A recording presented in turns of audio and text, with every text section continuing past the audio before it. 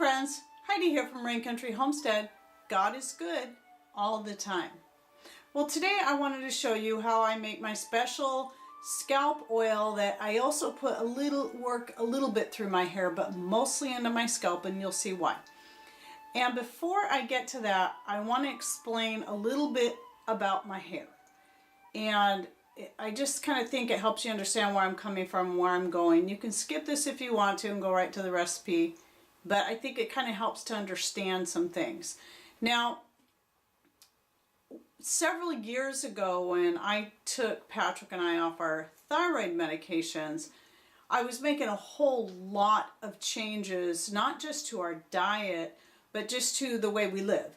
You know, what we brush our teeth with, you know, what we wash our hair with, everything, because I was trying to eliminate as many synthetic ingredients out of our lives as possible.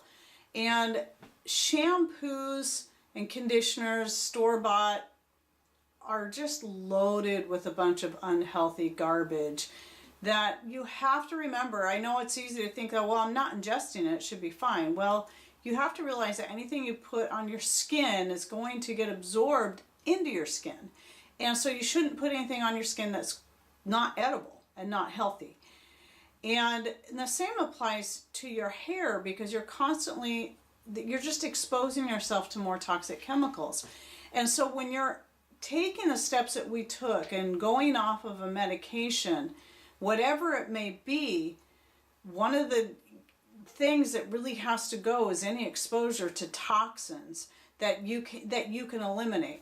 And I started off doing the for my first shampoo replacement was doing the no poo method with the baking soda and then doing a vinegar wash or rinse. That was okay for a while, but right about that time, and I don't know if it was because of that or because of going off of the medications and also going through the change of life myself. I mean, I'm doing all this stuff at the same time, you know, taking ourselves off the medication and going through the change of life. But I started losing a lot of my hair. I'm thinking it's mostly related to the going off the medication and my body having to readjust and making its own thyroid, because low thyroid will cause a lot of hair loss. And you wouldn't know it, my hair right now is actually still much thinner than it used to be. But since that time that I lost all that hair, it is starting to thicken up and get longer again. Because the other thing that happened is that I was losing so much hair that the new growth could not keep up. And so my hair went from being this long to this long. Well, when it's all curled up. I mean, it was shoulder length. So now it's a little better than shoulder length. When I straighten it out, especially in the back, it's actually right to the middle of my back. But normally with it all curly, it used to be down to the middle of my back, as curly as it is now. And so I don't know that we'll ever get that long again. I really hope that it does, but I've become used to it at this length. I don't know if part of it's age and going through the change of life as well. But in the meantime, I was becoming desperate for means to help my hair recover, and thankfully it has been coming back, and I really think these changes are partly why it has. So I did some researching into different things. I did find out that the baking soda method for wash is not the best for really dry hair, which I have. Typically people, the curlier hair is, the drier it's going to be. That's usually the standard. And so I did away with the baking soda, but kept using a vinegar rinse, and that seemed to help. I tried different shampoos that were supposed to be natural. You know, they didn't help. I just kind of quit all that, and I just went to using my own homemade vinegar, and that seemed to help quite a bit. I do still like to occasionally wash my hair with a shampoo, and what I would do in between for a while there was use the Dr. Bronner's mixed with some water, and that worked pretty good, but I wasn't super happy with it and then I invented my own herbal shampoo recipe, which I'll be doing a video of that down the road, hopefully pretty soon. And so you can watch that too. But I still only use that once a week. I still mostly wash my hair every other day with my diluted homemade vinegar hair rinse. And so you can see a video on how to make your own vinegar right there. And I think in that video, that it was like one I did back this summer, it shows me filtering out my floral vinegar that I use for my hair. And I'm really happy with it. Today I actually used my homemade shampoo, but I still follow it up with the vinegar rinse. That's important, that even with the homemade shampoo that you follow it up with the vinegar rinse.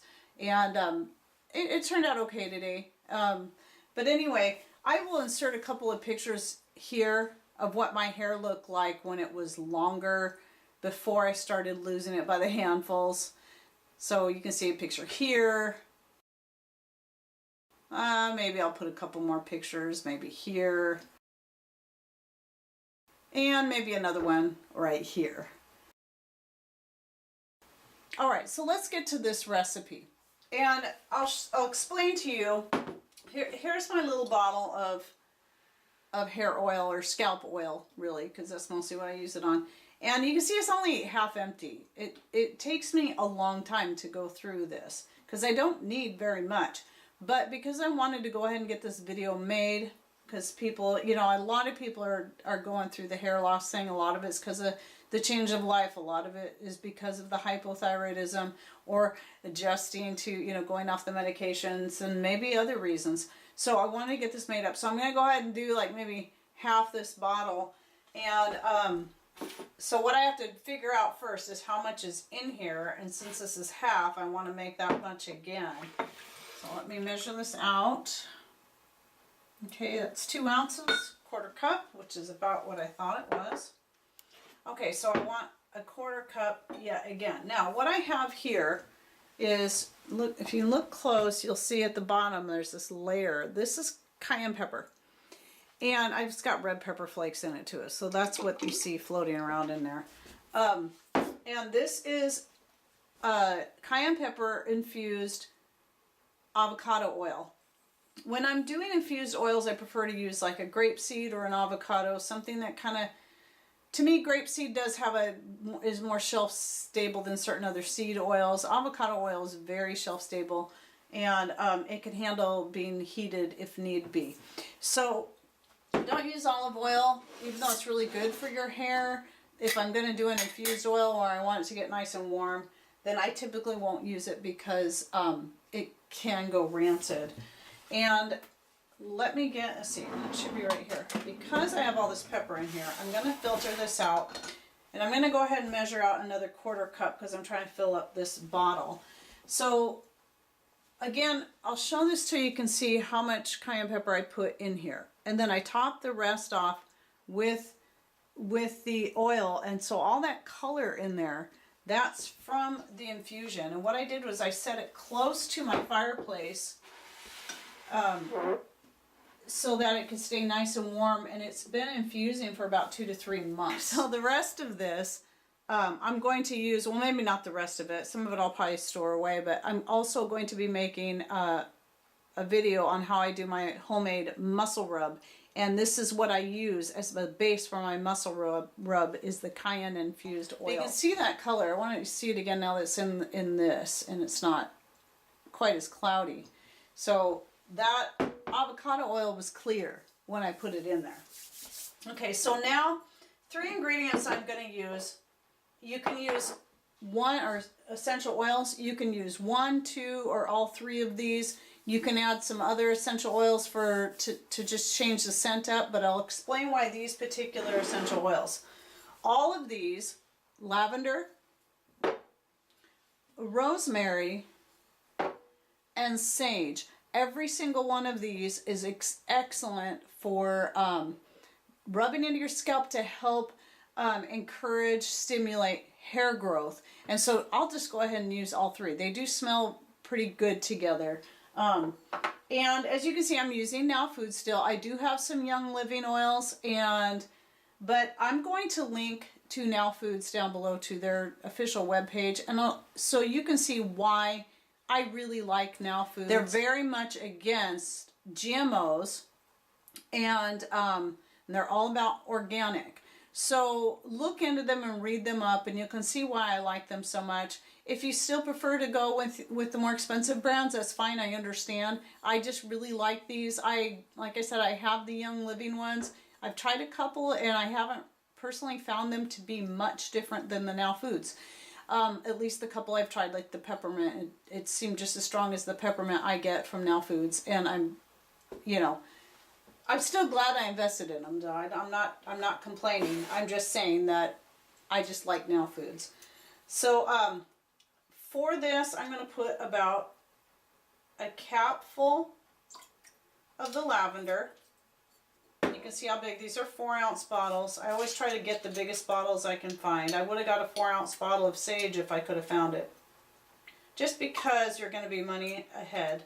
A capful of the rosemary, and then a capful of the sage. I always take the little dropper things off, if it's not, unless it's the oregano oil. But usually I'm mixing, so I like to take the dropper thing off and just pour it right in there. And just kind of make sure it's evenly mixed. I can usually tell by the smell if it's as strong as I want. Now, you may want to use less essential oils than I did if you're very sensitive. My skin is not that sensitive, so I can go pretty strong. Same thing with my muscle rub. I make it really strong when it comes to essential oils. But so you got to start small and then kind of experiment and then add more as needed. And I'm pretty sure I'm going to end up with more than this bottle will hold. That's okay. I'll put the rest in a small container. So anyway, how I use this is I'll pour a little bit, about maybe the size of a dime, into the palm of my hands, and then I take my fingers and then I just work it through my scalp like this. And then I'll take any extra and then just wipe it off on my hair like that. And I don't like to put too much of that in my hair, especially the hair that's close to my face, because if I'm wearing it down like this, or I have that little chunk that I like to wear down because I just like to have something to frame my face sometimes, you don't want that getting in your eyes, because the cayenne pepper and, well, the essential oils don't really bother me, those particular ones in my eyes, because I actually use the lavender, if you saw and the rosemary in my mascara recipe, which you can find a video to right up here, for the same reasons I use this as my scalp oil, and that stimulates hair growth. And I've noticed a change because my eyelashes also got very thin, and since I've started making my own mascara using those oils, my eyelashes have thickened up again. They're still not quite as thick and long as they used to be, but they're definitely have come a long way since doing that. So I do notice a difference. All right, so there you have it. That's how I make my scalp oil. And so keep in mind that this is how I do this for me. It doesn't necessarily mean it's going to work for you. But I have seen a big difference in both my hair and my eyelashes using the essential oils, in the homemade mascara and in my scalp blend. And it's nice to finally see my hair coming back, getting thicker again, getting longer again, and that's why a lot of times I have a hard time trying to figure out what to do with my hair, because I do constantly have chunks of hair coming in that are like, they don't fit in with the rest of my hair because there's these chunks coming in, and it's like, it's good, it's irritating, I have all these little chunks sticking out, but it's good to see my hair finally coming back. And anyway, what I want to say is it may not work for you, but you may be able to at least take this and develop it yourself. Just like the mascara recipe, I got the original recipe from Wellness Mama, and then it was good. It wasn't perfect for me, so I took a couple of years working with it. I'd keep coming back to it and keep coming back to it. I'd take a break for a while, come back to it, until I found the perfect recipe. And the last one, the one that I put up in that video, is the one that works absolute best for me. I love it. And I get the benefit of it actually helping my eyelashes to get thicker again, and thicker and longer again. And so just give it a try, and and play with it. There's no one right way to do any of the stuff that I do. This is just the way I do it. And I hope that if nothing else, just like with my skin cream, my mascara, my soaps, whatever it is that I'm showing you that I make, with tooth powder, toothpaste, deodorant, all that, you can just use it as a base and change it to suit you. There's no one right way. Okay, so I hope you enjoyed this video and I was able to teach you something new, and that you're encouraged to go ahead and move into a more self-sufficient, natural lifestyle through all that I'm offering you. And you know, I welcome any feedback, any ideas that you have that maybe you do for your hair or your skin or anything related that has helped you, because I may take that and go, I like that, and incorporate it with what I already do. So anyway, thanks for watching. Take care and God bless. My young love said to me,